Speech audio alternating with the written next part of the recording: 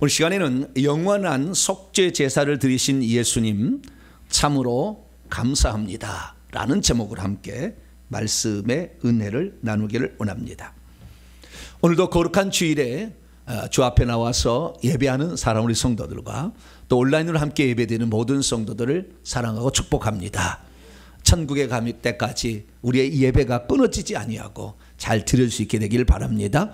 예배 시간에 한 번씩 빠지면 천국집에 우리 집에 그 벽돌이 하나씩 빠져요. 그러니까 내 집을 다른 사람이 자 구경을 시키려면 날마다 빠지세요. 그러면 아주 훤히 구멍이 뚫려가지고 지나간 사람이 다 내 집안을 쳐다볼 거예요. 그러면 목사님 어떻게 하면 그 구멍 뚫린 벽돌을 메꿀 수 있습니까? 전도하시면 메꿔줘요. 그게 이미 뚫려버린 것 전도하시길 바라고요. 천국도 이 개인의 그 허락이 없이 못 들어갑니다. 우리 성도 하나 들어갔더니 주님이 허락하지 않아요. 그럼 못 올라가는 거예요. 층에도 다 이렇게 됩니다. 그래서 우리가 천국에 갈 때 주일 성수 잘한 사람들은 아름답게 빛나는 집이 준비될 것. 할렐루야 믿으시기 바랍니다. 자, 성막에 관해서 공부를 하고 있는데요, 이 성막의 가장 큰 핵심은 속죄제사예요. 속죄제사. 그래서 오늘은 그 속죄제사에 관한 말씀을 좀 살펴보려고 합니다. 자, 예수 그리스도께서 이 땅에 오셔서 이렇게 사셨어요. 근데 그 중에서 30년까지는 사생애라 해가지고 그냥 공생애가 아닌 공적인 업무를 보시지 아니하시고 집 안에서 마리아의 아들로서 여러 야고보, 유다, 요셉의 그런 형으로서 그 돌보는 일을 하셨어요. 근데 아버지를 따라 목수의 일을 하면서 가사 일을 돕고 가장처럼, 아버지 일찍 돌아가셨어요. 그래 그 일을 하셨는데 하나님께서 30세가 되자 이제 제사장의 직무를 수행해야 될 그런 나이가 되었을 때에 하나님께서 이제부터는 나를 위하여 일하라 라는 하나님의 아마 뜻을 받들어서 그때부터 공생애를 시작하게 되는데, 그때 시작이 세례 요한의 앞에 가가지고 세례를 받는 것으로 공생애를 시작을 합니다. 그러면 예수님께서 공생애를 시작하시게 될 때에 그 삶은 3년 반이었어요. 그리고 돌아가셨어요. 3년 반을 산 거예요. 근데 그 3년 반을 천천히 돌아보면 예수 어디 사셨느냐? 주로 갈릴리에서 사시다가 그 다음에 명절이 되면 예루살렘에 올라가셔서 명절을 쇠셨어요. 왜 그랬느냐? 다 예언을 이루는 거예요. 이사야 9장 보면은 갈릴리에서 예수님이 사실 것이라고, 공생애를 사실 거라, 거기에 흑암이 앉은 백성이 큰 빛을 볼 것이라고 예언되어 있었어요. 그래서 예수님은 다른 데 가지지 아니하고 갈릴리에 가셔서 가버나움에 사시고, 그리고 신명기나 뭐 읽어보게 되면 이스라엘 남자는 1년에 3차례 예루살렘에 가서 제사를 드리라, 명절을 지키라 그랬어요. 그래서 예수님은 초막절이 되면, 6월절이 되면, 그 다음에 중간에 또 다른 절기가 되면 올라가셔가지고 이 절기를 지키시는 일을 이렇게 한 거예요. 그래서 예수님의 삶의 발자취를 다 돌아보면 예수님이 그냥 뭐 동탄에서 살고 싶다 그런 게 아니라 어떻게 해요? 성경 말씀에 따라서 그렇게 사신 것이지, 동탄에 살고 싶다고 살 수 있죠 우리는, 그죠? 근데 예수님은 그렇게 안 살았다는 거예요. 성경 말씀에 나와 있는 그 말씀을 이루시기 위해 사셨다는 거죠. 그래서 예수 그리스도께서 심지어 하는 말도 아버지께서 그에게 가르쳐준 말을 했다고 요한복음 얘기하고 있어요. 심지어 말까지도 함부로 하지 아니하고 약속의 말씀을 이루는 말씀들을, 아버지께서 들려주신 말씀들을 했다, 이렇게 말씀하고 있는 것이죠. 그래서 우리는 예수님의 삶을 되돌아보면 우리 죄를 위해서 예수님이 십자가에 죽는 것도 그냥 우리 죄를 위해서 내가 죽겠다, 그래서 그냥 그것이 우리 죄를 위한 속죄제 된 게 아니라 구약 성경에 이미 예언되었고 예표되었던 말씀을 고스란히 이루심으로 우리의 죄를 없애주셨다. 할렐루야. 그렇기 때문에 우리가 지금 예수 그리스도를 믿을 때, 예수 믿으면 우리 죄를 용서받고 예수 믿으면 우리가 천국 갑니다, 이것이 그냥이 아니라 구약 성경에 기록된 것을 그대로 이루었으니 구약 성경이 어떻게 기록됐냐를 우리가 살펴봐야 되겠죠. 근데 많은 사람들이 이 말씀을 소홀히 여겨요. 그래서 어떤 부분만 알고 어떤 부분은 잘 몰라. 그래서 늘 신앙의 방황도 생기고 하나님에 대해서 믿지 못해서 기도도 중간에 하다가 안 하고 이렇게 삶을 사는 거예요. 예수님께서 죽으셨다가 부활할 때도 마찬가지였어요. 예수님을 계속 따라다니는 사람이 많았어요. 12제만 있는 건 아니었어요. 적어도 70명 이상이 있었어요. 그런데 그 제자들 가운데 2명이 있었어요. 그 12제자는 사도라고 그러고 나머지 제자들이 있었는데 그 제자의 한 제자가 글로바라는 제자가 있었는데 예수님을 따라다니 예수님이 돌아가시니까 4일째 되는 날 이제 자기의 고향으로 돌아가고 있었어요. 엠마오로. 그래서 엠마오로 이렇게 가고 있는데 가다가 보니까 한 청년이 따라오고 있는 거예요. 그러더니 따라붙더니 청년이 말합니다. 청년 같은 분이 말합니다. 왜 얼굴에 그런 슬픈 빛을 띠고 가시오? 그랬더니 글로바가 말합니다. 이 사람아, 지금 예루살렘에 지금 오는 거 아니요? 지금 거기에서 일어나는 엄청난 일이 있었는데 그거 몰라? 잘 모르겠어. 무슨 일이요? 그랬더니 그 글로바가 얘기를 합니다. 나사렛 예수에 관한 일을 모른단 말이요. 그분은 하나님과 모든 백성 앞에서 말과 일에 능한 선지자 여건을 우리의 대제사장들과 관리들이 사형 판결에 넘겨주어 십자가에 못 박아 죽은 지 지금 나흘째 되는 날이요. 우리는 그분이 이스라엘 민족을 구원할 자라고 바랐는데 그분이 그만 죽고 말았어. 우리들 중에 어떤 여자들이 죽었는데 다시 살아났다고 무덤에 가서 천사가 나왔다는 그 소식을 들었다고 전해주었는데 우리들 중에 베드로와 요한이 가가지고 그 무덤을 살펴봤더니 진짜 예수님은 시체는 없고 거기에 빈 무덤만 있었다는 것을 얘기는 들었어. 그런데 예수님이 살아난지 이건 잘 모르겠어 라고 한 거예요. 그러니까 예수님이 화딱지가 났어요. 뭐가 났어요? 네, 화딱지가 났어요. 딱지는 아닌 것 같고요. 화가 좀 나신 것 같아요. 그래서 뭐라고 얘기했느냐? 책망을 했습니다. 뭐라고 책망을 했냐? 이렇게 책망을 했습니다. 그분 자신이 그들을 향하여, 그때 그 따라가는 청년 같은 분은 부활하신 분이라 잘 몰라봤던 거예요. 예수님이었어요. 이르시되 미련하고 선자들이 말한 모든 것들을 마음에 더디 믿는 자들이여, 그리스도가 이런 고난을 겪고 반드시 자기의 영광 안으로 들어가야 할 것이 기록되어 있는데 그걸 모른단 말이요. 이에 모세로부터 모든 선자의 글로 시작하여 모든 성경의 구약의 기록들에 쓴 바 자기에 관한 것들을 자세하게 설명을 해줬습니다. 다시 말해서 예수 그리스도께서 죽으시는 것도 구약 성경에 나와 있었던 것이고 예수님이 3일 만에 부활할 것도 구약 성경에 나와 있는데 주의하지 않은 거죠. 그래서 앞으로 되어질 일을 모르는 거예요. 저를 따라오는 많은 사람들은 앞으로 되어질 일을 생생하게 똑같다는 걸 경험하게 될 거예요. 제가 천국까지 다 얘기해 주니까. 왜냐하면 저 말씀을 정확하게 다 원문으로 이렇게 쫙 살펴봤거든요. 신약제가 전공자잖아요. 그렇기 때문에 이 말씀과 그리고 실제를 또 다 이게 알고 있어요. 그리고 전하니까요, 잘 들어보시기 바랍니다. 어쨌든 이 예수님의 삶은 그냥 삶이 아니었고 내가 어디서 이사 가서 사는 것도 예언을 따라서, 어디로 가는 것도 예언을 따라서, 무슨 일을 하는 것도, 십자가에 죽는 것도 예언을 따라서, 죽었다가 3일 만에 살아나고 왜 10일 만에, 아니 열흘 만에 살아나고 한 달 만에 살아나지 왜 3일 만에 살아나, 그것도 예언을 따라서 그렇게 하셨다는 거예요. 그래서요, 어떤 사람이 조사를 해봤어요. 조사를 해봤더니 예수님이 과연 구약 성경에 기록된 말씀의 몇 가지를 이루셨을까?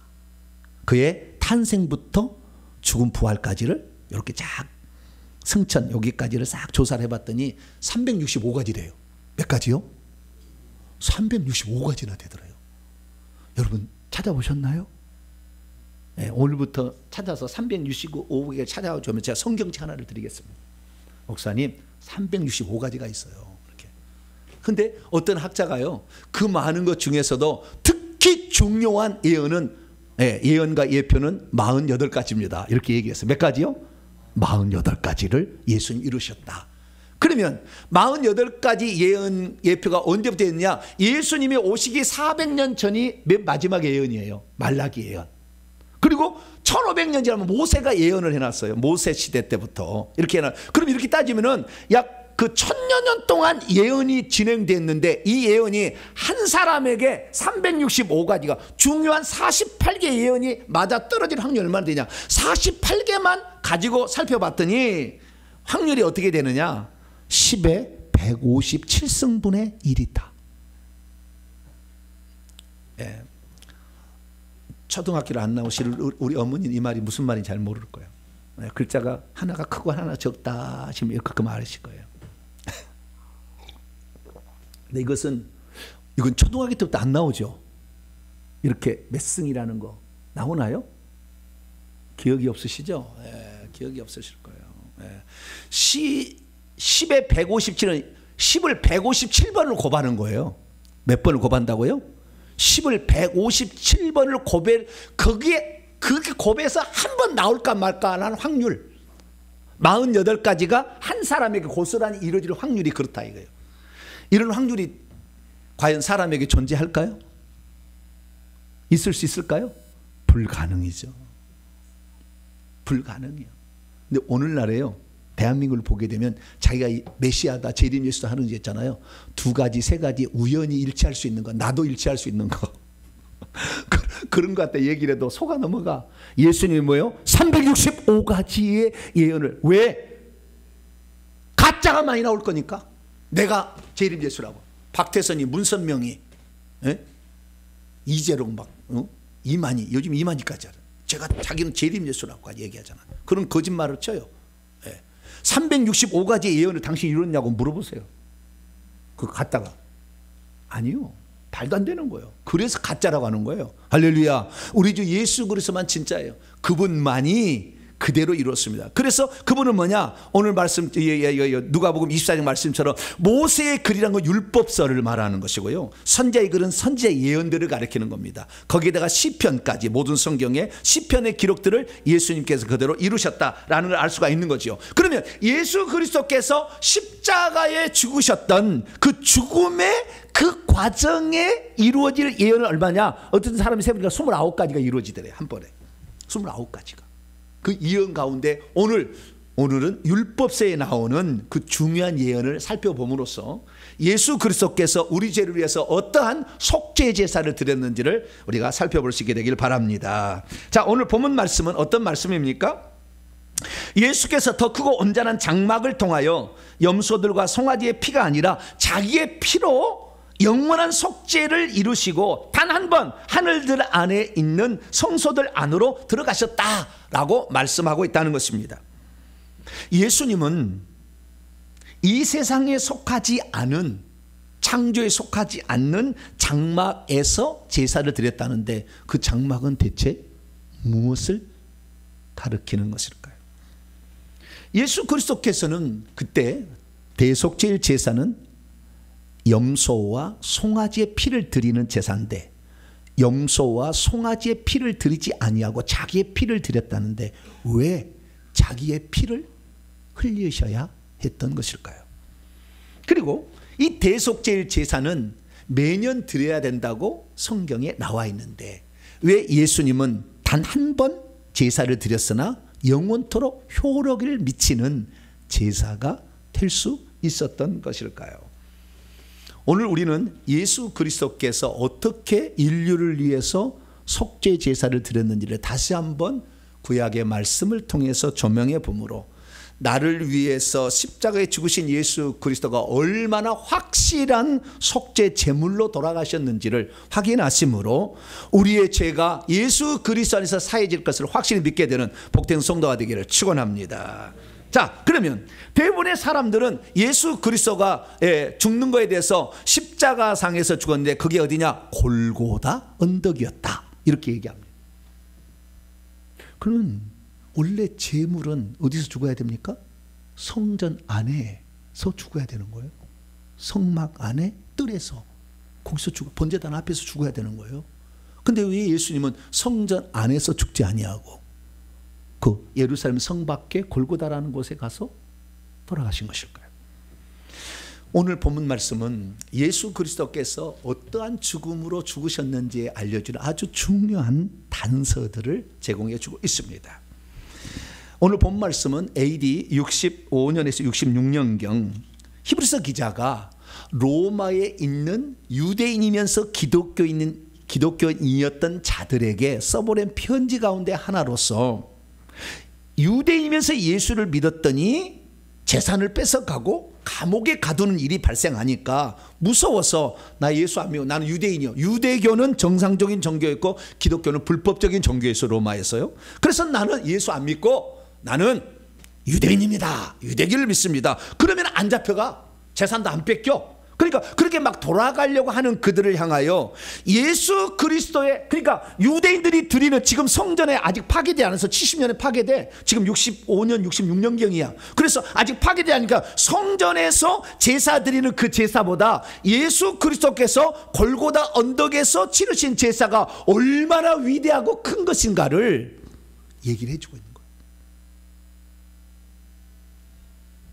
오늘 이 말씀이 우리의 생애에 다시 한번 예수 그리스도의 속죄의 완전성과 확실성에 대한 귀중한 말로 여러분 신비 속에 가득히 채워주기를 간절히 바랍니다. 그러면 어떻게 죽으셨는가, 어떻게 속죄를 치렀는가, 오늘 본 말씀을 헬라 원문을 보면요, 그리스도께서는 이미 일어났던 좋은 일들, 왜요? 대제사장이 그 속죄 제사를 드렸잖아요, 성전 안에서.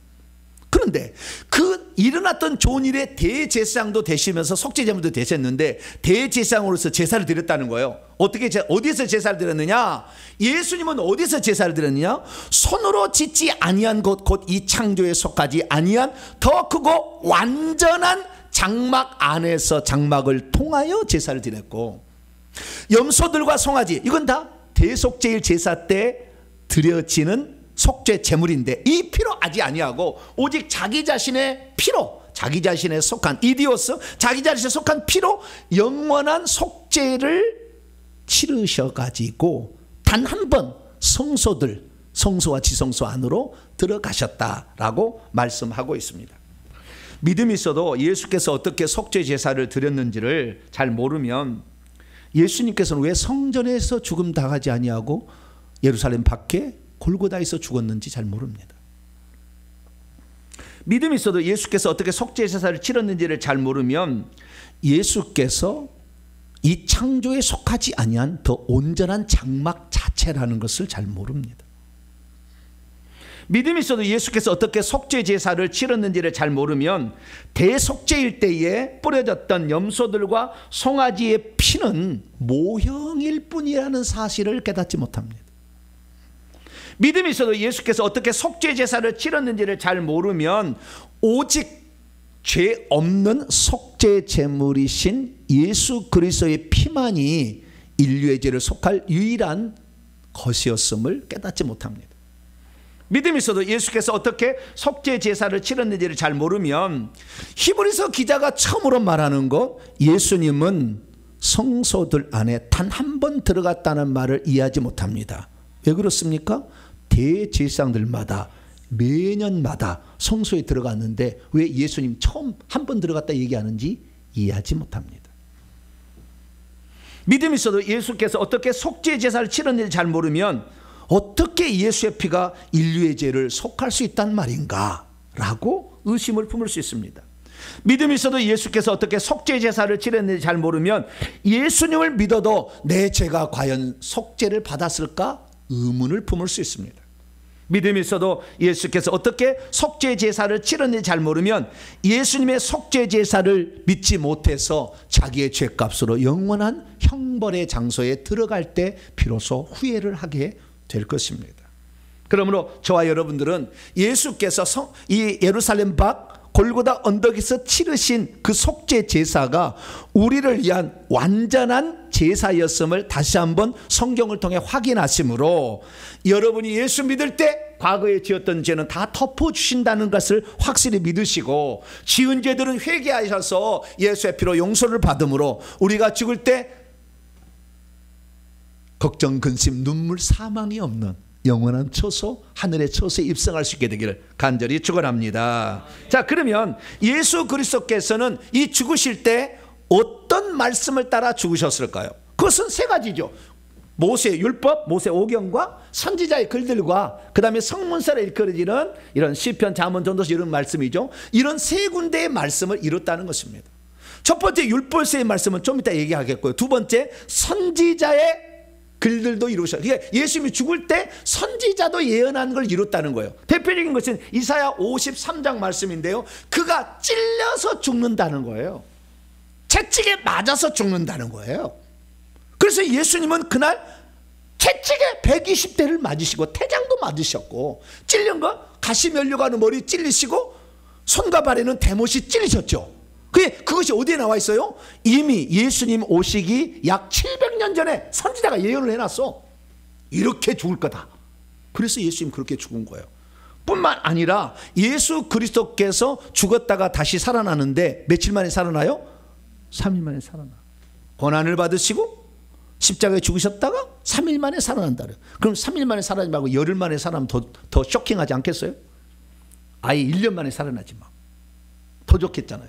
그런데 그러지 아니하고 3일 만에 살아난 이유는 뭘까요? 그것은 예수님이 직접 얘기했어요. 하도 표적 보여달라니까 예수님이 나는 선지자의 표적 외에는 보일 표적이 없다. 요나가 밤낮, 낮과 밤 다 3일 동안 큰 물고기 뱃속에 있었던 것처럼 인자인 나도 밤낮 사흘 동안 땅 속에 있을 것이다. 그러고 봤더니 요나서 1장 17절에 요나가 밤낮 3일 동안 물고기 뱃속에 있었어요. 그러니까 예수님이 3일 만에 살아나는 것도 그냥 3일 됐으니까 살아나야지 그게 아니라 3일 만에 죽었다가 살아날 것이라는 예언을 이룬 거예요. 그러니까 선지자의 말씀들이 이룬 거예요. 그것뿐만 아니라 스가랴 9장 나귀 타고 예수님 입성할 것이다. 은 30에 팔릴 것이다. 수많은 예언들이 있어요. 아시겠죠? 그건 나중에 또 배우는 것이고, 두 번째는 이제 성문서 그 시편 같은 말씀이 어떻게 되냐. 시편 22편 1절 말씀을 보면 엘리 엘리 라바 사박단이라는 말이 나와요. 그건 우리가 잘 알다시피 예수님 십자가에 못 박혀 죽을 때 나의 하나님 어찌하여 나를 버리셨나이까. 그 말은 시편에 나와. 그 시편에 나오는 예수님이 십자가에 매달릴 상황을 그대로 표현해놨어. 그때 그런 나의 하나님 나의 그 외치겠다는 그 말도 그대로 해 예수님이.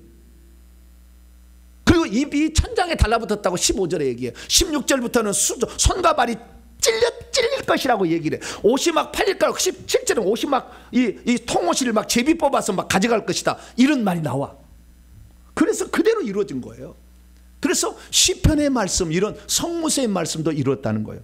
그러면 율법이 말씀하는 것은 뭘까요?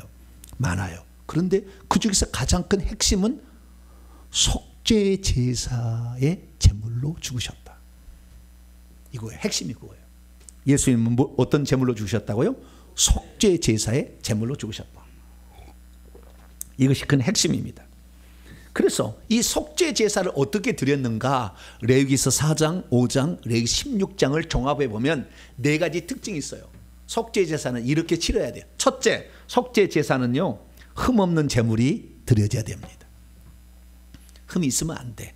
신랑이 상하거나 어디 다리가 쩔룩거리거나 어디가 다쳤거나 장애는 있으면 안 돼.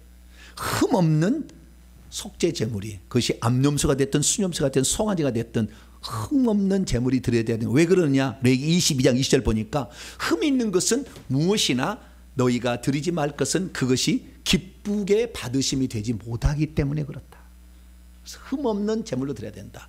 두 번째 특징은 뭐냐? 두 번째는 그 죄인이 용서받을 자가 그 제물에다가 손을 얹어서 안수를 해야 돼요. 그래서 이 회중의 대표드리는 사람들이 잘못을 할 때는 회중의 장로들이 가서 그 회중의 대표들이 지은 속죄 제물이 수송아지인데 수송아지 머리에 안수를 하라. 대속죄일 제사 때는 대제사장 아론이 두 손으로 살아있는 염소, 그때는 염소를 속죄 제물로 드리는데 염소의 머리에 안수하여 죄를 넘긴다 라고 이렇게 말하고 있는 것이죠. 그래서 두 번째 조건은 안수를 해서 죄가 넘어가야 된다는 것입니다. 세 번째 조건은 뭐냐? 대속죄일 제사 때는 번제단에서만 제사를 드리는 게 아니라 성소에도 들어가고 지성소에도 들어가요. 성소는 분향단이 있는데 그 분향단에다가 피를 발라야 돼. 그 레위기 16장 18에서 19절에 분향단 내 귀퉁이의 뿔에 불을 발라야 되고 그 앞에 있는 둘째 휘장에 피를 뿌려야 되는 것입니다. 그리고 16장 15절 보면은 이제 둘째 휘장 안에 들어가면 법궤 위가 속죄소라는 것인데 뚜껑인데 그 속죄소 뚜껑에다가 그 희생제물의 피를 그 속죄소 위와 앞에다가 뿌려야 된다.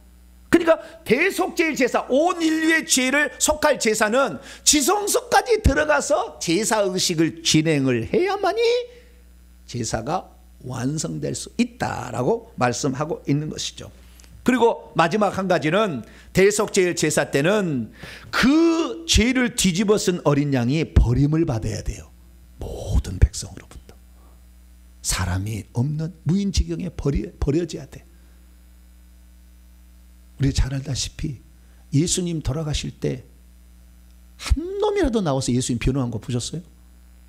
여보시오, 내가 바로 죽었다가 살아난 사람이요, 내가 원래 눈을 못 보던 사람이었는데 이 사람이 고쳐졌어. 아니 하나님의 사람이 아니면 어떻게 눈을 뜰 것이요? 나를 보시오, 이 사람은 내려주시고 이 사람 죄가 없어. 그런 사람이 한 놈이라도 나와야 돼, 안 나와야 돼요?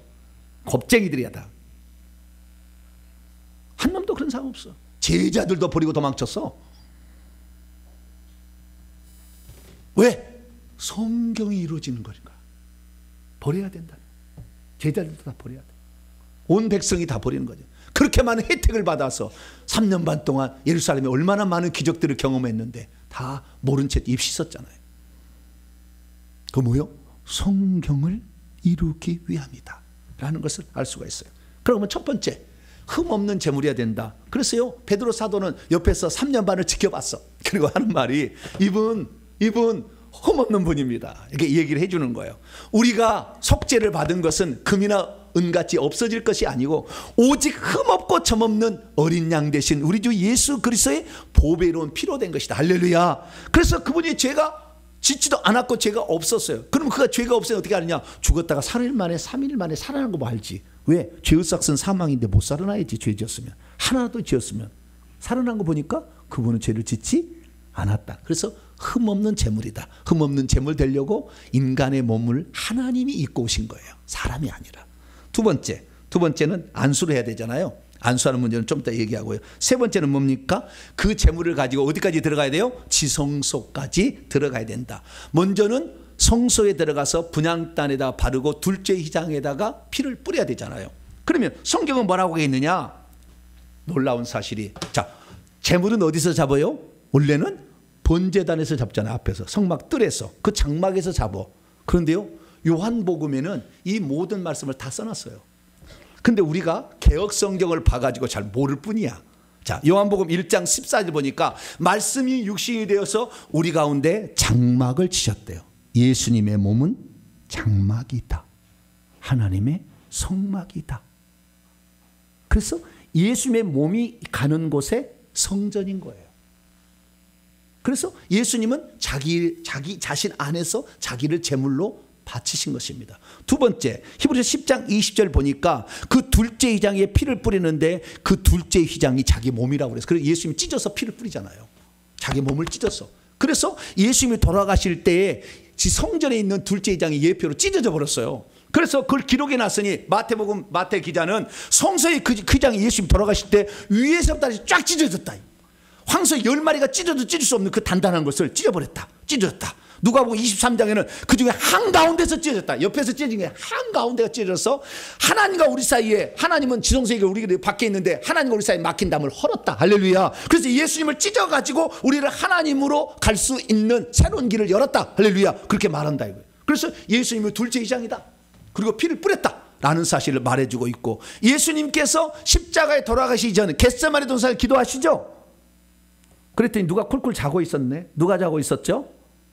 따라서 봅시다. 누가요? 베드로가 자고 있었어요? 네? 제자들이 자고 있었어요? 시험에 들지 않도록 기도하라고 그랬죠? 그러면 거꾸로 해봅시다. 기도하지 않으면 시험에 든다지. 여러분 시험 듣는 이유가 어디 있어요? 기도 안 하니까 시험 드는 거지. 그런데 예수님은 어때요? 그 분향단에서 향을 살라야 돼. 기도를 해야 된다는 거죠. 그렇기 때문에 겟세마네 동산에서 밤새도록 기도하셨다고. 왜? 분향단의 향을 살라야지. 그래 안에 들어갈 수 있지. 얼마나 열심히 기도했으면 땀방울이 떨어지는 핏방울이 될 정도로.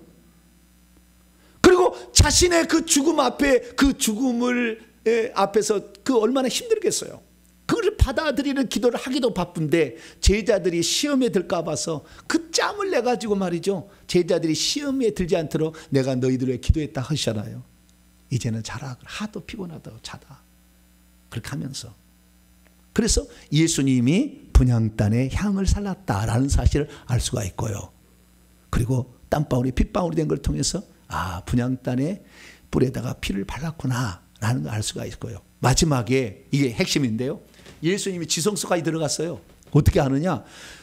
사도 바울이 그걸 알려줬는데 로마서 3장 25절 보니까 하나님이 예수를 그의 피 안에서 믿음으로 말미암은 화목제물로 세우셨다고 했는데 힐라스테리온이 화목제물이 아니에요. 힐라스모스가 아니고요. 힐라스테리온, 속죄소라고 되어 있습니다. 예수님을 뭘로 만들었다고요? 속죄소로 만들었대요. 그러니까 예수의 몸이 뭐예요? 속죄소였던 거예요. 그러니까 예수님이 마지막에 십자가 끝에 가장 마지막 그 순간에는 그 머리에 가슴이 열려가는 피가 범벅이 된 거예요. 왜? 여기다 속죄소에 피를 뿌려야 되니까. 손과 발에 이 못이 찔려야 되는 거 뭐예요? 피가 흘러져야 되잖아요. 속죄소에 피를 뿌려야 되니까. 그 속죄소 앞과 위에 피를 뿌려야 되잖아요. 그래서 예수님 그 몸에다가 피를 다 쏟으시고 앞에까지 다 피를 쏟으신 거예요. 예수님 자체가 성막, 예수님 자체가 성소, 예수님 자체가 지성소의 속죄소까지 되셨다. 할렐루야.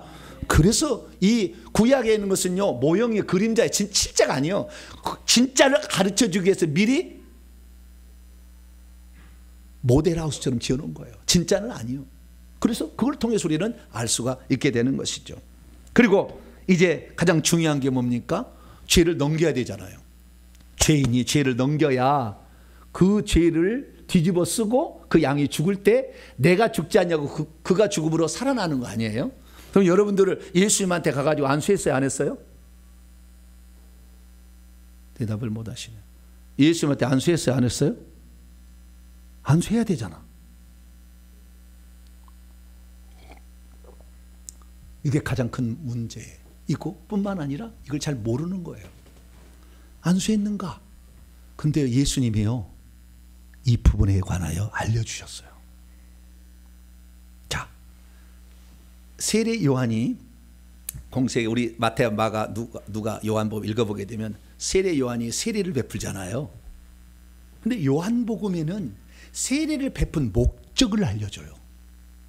많은 사람들은 예수님이 세례를 베푼 건 자기 죄를 용서받기 위하여 씻는 것으로서 세례를 받으러 왔다 생각하는데 뭐 틀린 건 아닙니다. 틀린 건 아닌데 궁극적인 것은 예수님이 올 때까지인 거예요. 예수님이 나타날 때까지 계속 세례를 베풀어야 됐어요. 하나님이 그렇게 지정하셨어요. 너에게 세례를 받으러 온 내 아들이 올 것이다. 이 요한복음 1장에 나와요. 그에게 세례를 베풀어라 라고, 그에게 올 때까지 세례를 하려고 해서 자기가 세례를 베푼 것은 그 하나님의 아들이 올 때까지 지금 세례를 베풀고 있다는 거예요. 그런데 어느 날 예수님이 착 나타났어요. 예수님이 나타났는데 일평생에 이 기도만 하고 34일 광야에서 메뚜기가 석청을 먹고 기도한 사람이 책 보면 알아보겠어, 못 알아보겠어요? 저를 보면 책 보면 알아봐요, 못 알아봐요? 알아본 사람 알아봐. 조금 알아보고 조금 알아보는데 기도 많이 하면 금방 알아봐. 말씀을 알고 있는 사람은 다 알아봐. 금방 알아봐. 예수님도 예수님이 어떻게 나에게 나오셔? 나에게 세례를 베푸시오 그랬더니 그 다음 봐봐요. 성경 말씀에 봐보면은요, 요한이 말려 말하기를 내가 당신에게 세례를 받아야지 어찌 당신이 내게로 세례를 주시려 하나이까? 안 됩니다. 그렇잖아요. 알아봐 본 거예요. 그런데 예수님이 말씀하십니다. 이제 허락하라. 허락하라는 말은 허용하다는 말이 아니에요. 아피에미라는 단어입니다. 아피에미가 용서하다, 내버려두다, 탕감하다 이런 거예요. 용인하다까지 가는 거예요. 나중에 인정해 주다까지 가는 거예요. 그래서 이렇게 해야 죄 용서가 이루어진다 그 말이에요. 원문에는 이렇게 해야 죄가 용서된다 그 말이라고요. 그럼 어떻게 해야, 그럼 당신 이 세례 요한이 안수를 하는 것이 어떻게 해야 용서가 되는 것이냐? 그 다음 말이 중요해요. 우리가 너와 내가 이와 같이 행하여 모든 의를 성취해야 합당하다. 의로움이 뭡니까? 의로움이라는 것은 벌 받을 때는 벌을 주는 것이고 상 받을 때는 상을 주는 거예요. 그런데 인류의 죄를 없애려면 내가 죽어야 되는 거니까, 그럼 네가 나에게 이 세례를 줘야 된다. 그러면 세례를 때 뭐 하느냐? 세례를 줄 때 두 손을 얹어서 안수를 합니다. 손을 얹어서 안수를 하는 거예요. 이것이 세례예요. 그래서 세례 요한이 세례를 준 거예요. 많은 사람들이 예수님이 왜 세례를 받으셨느냐, 그에 대해서 학자들이 연구를 했어요. 이 사실을 안수식이고 인류의 죄를 넘기는 의식인지 몰랐죠. 그래서 많은 사람이 연구를 했더니 뭐라고 연구를 했느냐, 예수님의 세례를 받는 것은 예수님 죄가 있어요 없어요? 없잖아요. 없는 사람이 세례를 받을 이유가 뭐가 있어? 죄 씻어 받는 의식인데. 왜 그래 했느냐, 예수님이 많은 사람들은 이렇게 세례를 받아야 된다는 것을 샘플로 보여주기 위해서 했대요. 물론 뭐 틀렸다고 말하기는 하겠지만 그래 답이 된다. 이게 좀 애꿎은 뭐 그런 답이요. 그 다음에 두 번째는 뭐냐, 예수님이 사적 생애를 끝내고 공적 생애를 시작하는데 뭔가 표시를 해야 된다. 대관식 같은 걸 해야 된다. 바로 그런 거다. 그럴듯하기도 해. 그런데 가장 큰 핵심이 뭡니까? 그것이 인류의 죄를 넘기는 거였어요. 어떻게 아느냐? 예수님께서 세례를 받으셨어요.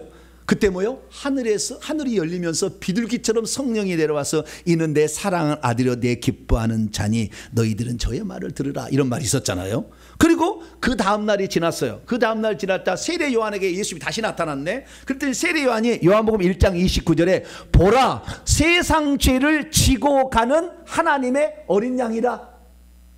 어제 세례를 줄 때 안수를 해서 죄를 넘겨가지고 온 세상의 죄를 넘겼더니 그제는 세상 죄를 지고 가는 하나님의 어린 양이 아니었는데, 어제 세례를 통해서 안수를 통해 죄를 넘겼더니 오늘은 뭐요? 세상 죄를 이제 짊어지고 가는 어린 양이 되었다라고 말한다는 거예요. 다시 말해서 세례 요한의 세례는 죄를 넘기는 안수식이었다는 사실을 확인할 수가 있게 되는 것이죠. 그것을 또한 나중에 세례 요한에 대해서 예수의 평가에 한 얘기도 있습니다. 뭐라고 평가했느냐, 여자가 낳은 자 중에 세례 요한보다 큰 사람이 없다. 여자가 낳지 않은 사람이 어디 있어요? 그런데 인류의 총대장을 할 만한 사람이다. 예수님도 인정을 해준 거예요. 뿐만 아니라 실제로 이 세례 요한은 사가랴라는 제사장의 아들이었고, 그래서 제사장이었고, 뿐만 아니라 위대한 선지자, 천국 가면 24장로, 그런 사람이었어요.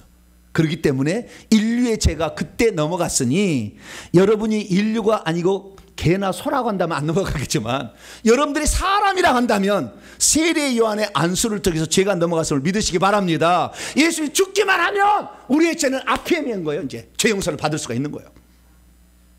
그래서 예수 그리스도께서 3년 동안 흠인 은연중에 사람이 다 점검을 받고 죄가 없다는 것이 다 판명이 났어요. 그리고 십자가상에서 죽으심으로 저와 여러분의 죄가 용서받음을 믿으시기 바랍니다. 그런데 예수님이 그러면 진짜 죄가 없었다는 것은 어떻게 또 표현되느냐, 제가 앞에 지금 지나갔습니다마는 그것은 이 민수기 21장에 보면 나오게 됩니다. 민수기 21장의 사건을 이 요한복음 3장에 얘기하고 있는데요, 민수기 21장에 보면 출애굽 2세대들이 있었어요. 다시 물이 없다, 그 다음에 만나는 먹기 싫다, 막 불평을 합니다. 그러니까 하나님 화딱지가 나왔어요. 아유, 딱지가 두 번 나오네. 네. 아까 예수님 화딱지가 나고, 이번에는 성부 하나님 화딱지가 났나 봐. 여호와 하나님 화딱지가 나가, 다 죽여버려! 그래서 하늘에서 불뱀을 내렸어요. 그랬더니 뱀이 나가서, 독뱀이 나가서 막 물어가지고 사람을 죽였어요. 그러니까 막 죽어나가잖아요. 그러니까 깜짝 놀래 백성들이 모세를 찾아, 모세요!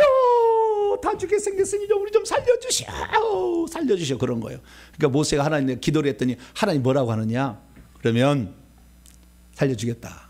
그리고 어떻게 하느냐, 그 뱀과 똑같은 형상의 뱀을 놋으로 만들라. 그래서 놋을 장대에 높이 달아라. 왜? 사람 다 쳐다봐야 되니까. 높이 달아놓으면 뱀에 물린 자마다 기어 나와서라도 그걸 쳐다보게 되면 살게 될 것이다. 그런 거예요. 그랬더니 어떤 놈이 그런 거예요. 아니, 뱀에 물려있으면 해독제를 줘야지 놋뱀을 쳐다본다고 살겠습니까? 라고 했던 사람이 있었을까 없었을까요? 있었겠죠. 예수 믿는다고 속죄를, 죄 용서를 받아요? 말이 됩니까? 라는 사람이 있어요 없어요? 꽉 찼지? 그것은. 그건 똑같은 거예요. 그래서 믿음으로 되는 거예요. 그 믿음으로. 그래서 그래서 그때 진짜 기어기어 나와서 쳐다본 사람은 해독이 되어 살았고, 할렐루야. 그렇지 않고 집에 있는 사람, 콧방귀 끼는 사람들은 다 죽었어요. 그래서 예수님께서 니고데모의 대화 가운데서 얘기를 합니다. 뭐라고 하냐? 모세가 광야에서 노뱀을 들었던 것 같이 인자인 나도 들려야 하리니. 십자가에. 그래서 우리가 예수님이 왜 십자가에 죽었느냐? 목배에서 죽임을 당할 수도 있잖아요. 목매달아 죽일 수도 있잖아요. 근데 십자가에 죽으신 이유는 뭡니까? 인자도 들려야 한다는 거예요. 노뱀처럼 그 장대에 딱 달아놓듯이 달아놓는다는 거죠. 그래서 그것을 바라보는 자가 그 속죄 제사로 말미암아 생명을 얻어 죄 사함을 받고 영생을 얻도록 하기 위해서 예수님이 십자가에 죽으신 겁니다. 할렐루야. 특별히 이 로마서 8장 3절 말씀을 사도 바울이 뭘 해석했냐? 예수님은 그 노뱀과 같다. 뱀이라는 것은 죄를 상징하는 것이고 노시라는 것은 심판을 상징하는 건데, 그 예수님이 우리의 죄를 대신해서 심판을 받으신 것이나, 그러나 노뱀 자체는 독이 없잖아요. 뱀은 독이 있으나 독이 없는 그분이, 그래서 죄 있는 육신의 모양에다가 죄를 정하사 그분 속에는 죄가 없어. 내 죄가 있다고 이렇게 했다는 거예요. 그래서 죄를 처단했으니 그때 십자가에 예수님이 죽을 때 죄의 실체이신 마귀가 죽었어요. 그것이 골로새 2장 15절에 나와. 왜? 사망을 잘못된 불법으로 써가지고. 그래서 예수님이 노뱀이시다. 할렐루야. 속에는 죄가 없지만 죄를 뒤집어 써서 그 죄값을 담당하시는 분이다 라는 사실을 말해주고 있는 것이죠. 할렐루야.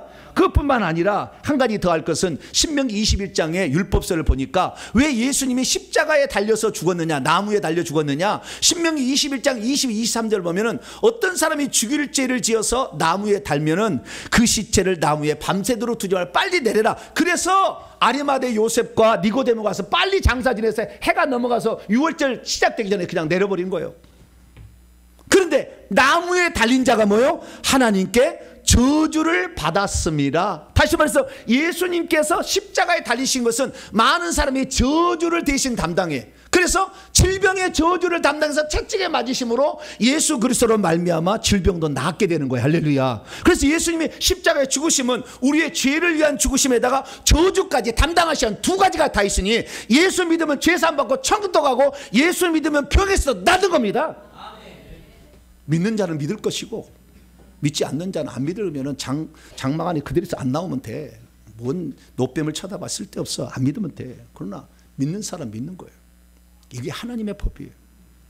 하늘의 세계의 놀라운 영적 능력들을 이 땅에 끌어다 쓰는 것은 믿음이라는 방법밖에 없어요. 그래서 그 믿음으로 결국에 사람들이 살아난 것처럼 오늘도 이 예수님이 실제적인 장막, 실제적인 노뱀, 실제적인 분향단, 실제적인 둘째 휘장, 실제적인 속죄소, 실제적인 대속제물, 할렐루야. 그걸로 죽으심으로 말미암아 우리 죄가 용서받았음을 확실히 믿게 되기를 축원합니다. 그래서 우리는 오늘날의 예수 그리스도를 믿는 거예요. 우연히 그냥 누가 주장했으니까 괜찮더라, 그게 아니라 이 365가지의 예언에 하나도 틀림없이 10의 167분의 1이 아닌 10의 100, 1670분의 1 이루어질 수 없는 것을 예수님이 이루었기 때문에 실제인 거예요. 그래서 우리가 예수 그리스도는 가장 믿을 만한 분이시다. 할렐루야. 이 많은 일들을 이루시고 가신 그분을 믿지 않고 있는 것이 오늘날에 이상할 정도예요. 그러나 안 믿을 사람은 자유지가 있기 때문에 안 믿어요. 그래서 먼저 믿은 우리가 그것이 실제임을 알게 하고, 할렐루야. 그 예수 그리스도를 믿으면 이 죄 용서를 받는 건 보이지 않지만 내 속에 귀신이 떠나가는 것은 확인할 수가 있잖아요. 저주는 가난의 저주, 질병의 저주, 막힘의 저주는 떠나는 게 있잖아요. 그래서 회개를 해봄으로 야, 실제 내 죄가 다 용서되겠구나 라는 것을 알게 되는 줄로 믿으시기 바랍니다. 그래서 히브리서 기자는 다시 한번 이렇게 얘기합니다.